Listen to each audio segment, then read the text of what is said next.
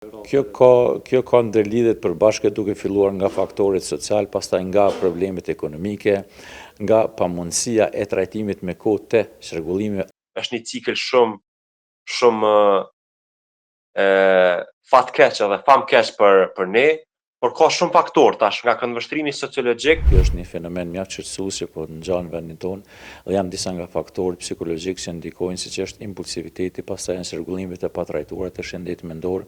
janë konfliktet e pazgjidhura, janë mungesa e aftësive të përballimit, mekanizmat e shëndetshëm të përballimit e tjera. Por kur kjo ndodh në një periudhë kaq shkurtër, atëherë kjo ka edhe efektin imitues, ku një akt dhune nxit dhe ndikon edhe realizimin e akteve tjera dhune. Kjo ka ndërlidhet përbashkët duke filluar nga faktoret social, pastaj nga problemet ekonomike,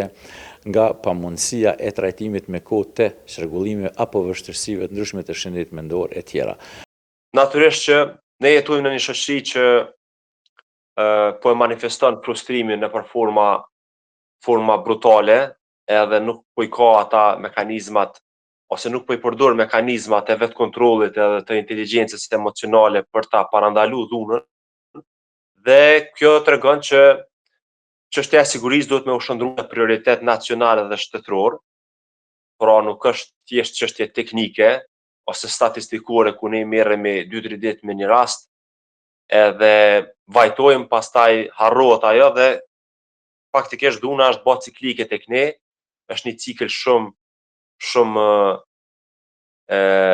fatkeq edhe famkeq për ne, por ka shumë faktor tash nga këndvështrimi sociologjik,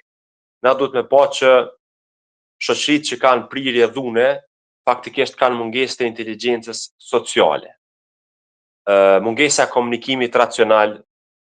ose kur njerëzit e shohin dhunën si mjet komunikimi për me zgjidh një problem, ndërsa ne e dimë që dhuna vetëm